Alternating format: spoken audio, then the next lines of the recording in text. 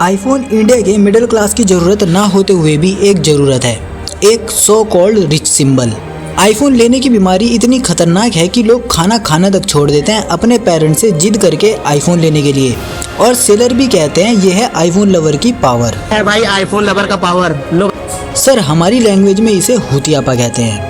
तो आखिर क्यों लोग पागल है आईफोन के पीछे? मार्केट में इतने अच्छे फ़ोन अवेलेबल हैं, तो आखिर आईफोन के पीछे इंडिया में लोग क्यों भागते हैं? वीडियो को ज़्यादा लंबा नहीं करेंगे, सो लेट्स गो। ये लाइन देखो, ये किसी सेलिब्रिटी के लिए नहीं है, बल्कि ये आईफोन बाय करने के लिए है। और ये देवमानुष जो प्लूटो से आया है, 21 घंटे से आईफोन 16 बाय करने के लिए लाइन में लगा है।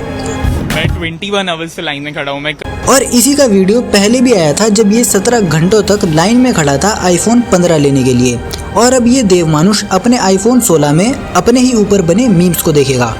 मतलब ये इंसान 21 घंटे तक आईफोन लेने के लिए लाइन में लगा था। ये बातें इतनी खुशी से बता रहा है, इतनी खुशी तो नीरज चोपड़ा को ओलंपिक में सेकंड आने पर भी नहीं हुई होगी। इसको अवार्ड देने के लिए प्लूटो से कॉल आया है। हाँ, आईफोन 16 में ही आया था। और कुछ टाइम पहले भी वीडियो वायरल हुआ था जिसमें एक लड़का आईफोन बाय करता है जो कि उसकी मम्मी ने दिलाया था, और वो फूल बेचती है। और ये लड़का 3 दिन से खाना नहीं खा रहा था क्योंकि इसे आईफोन लेना था। शायद इसीलिए मोदी जी ने कहा था ये कैन डू जनरेशन है। देखो, कई लोग कहते हैं कि आईफोन की परफॉर्मेंस अच्छी है, आईफोन की सिक्योरिटी अच्छी है, आईफोन का कैमरा अच्छा है, वगैरह वगैरह। लेकिन क्या सच में ऐसा है? चलो पता करें। सबसे पहले परफॉर्मेंस की बात करते हैं। देखो, ऑफ कोर्स आईफोन की परफॉर्मेंस अच्छी है, लेकिन जब ये अपना नया फ़ोन लॉन्च करते हैं तो अपने पुराने फ़ोन को अपडेट देके स्लो कर देते हैं, तो परफॉर्मेंस में थोड़ी तो कमी आ जाती है। उसके बाद जितनी हाई परफॉर्मेंस आईफोन देता है, इतनी परफॉर्मेंस लेके क्या ही करना है? अगर आप 30,000 का भी अच्छा सा फ़ोन लेते हो तो उसमें आपको इतनी अच्छी परफॉर्मेंस मिल जाएगी कि आप उसमें सब चीज़ें कर सको आराम से।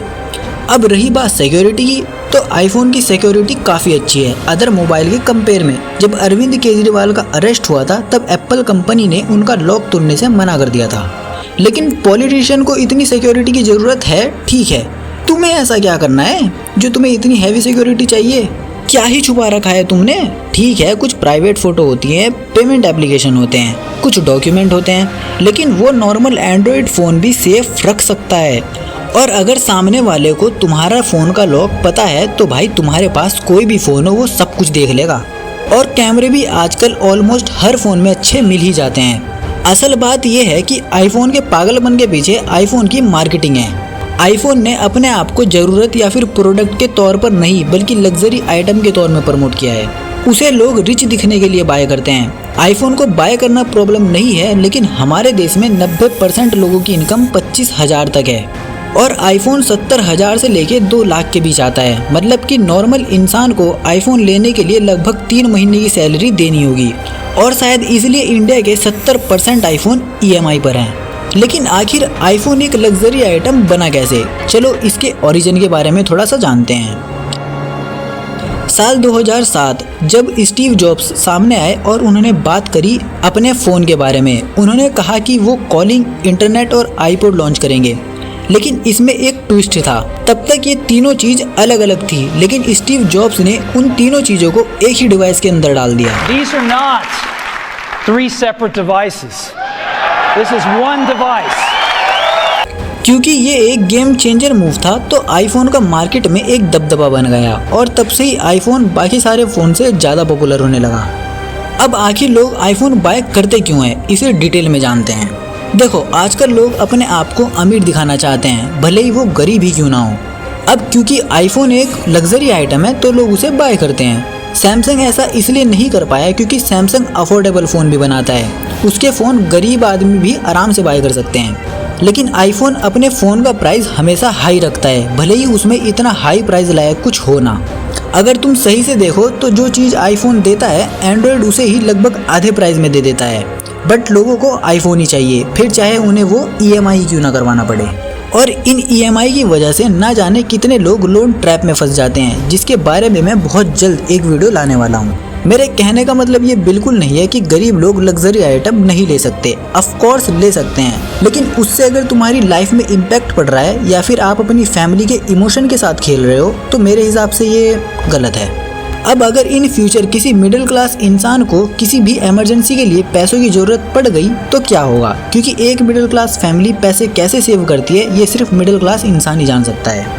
अब इन माता ने इसे फ़ोन दिलवा तो दिया, लेकिन उन्होंने ये पैसे किस तरह से जोड़े, ये पैसे कहाँ से आए, ये इस बच्चे को पता तक नहीं होगा और ना ही इसने अपनी माँ से इसके बारे में पूछा होगा। फूल बेच के आप कितने ही पैसे कमा लोगे, जितने भी, लेकिन इतने तो नहीं कि आप आईफोन अफोर्ड कर सको।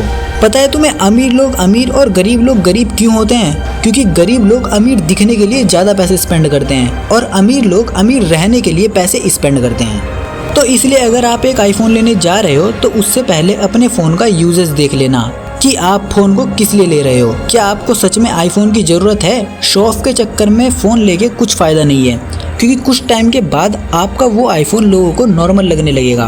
क्योंकि आज के टाइम पे लगभग हर 5वां इंसान आईफोन लेके घूमता रहता है और ये एक ह्यूमन साइकोलॉजी है कि जब चीज़ें ज़्यादा दिखने लगती है तब उसकी वैल्यू भी गिरने लगती है। आईफोन लेना कोई गलत बात नहीं है, लेकिन अगर आप मिडिल क्लास फैमिली से हो तो अपनी कंडीशन देख के आईफोन लो।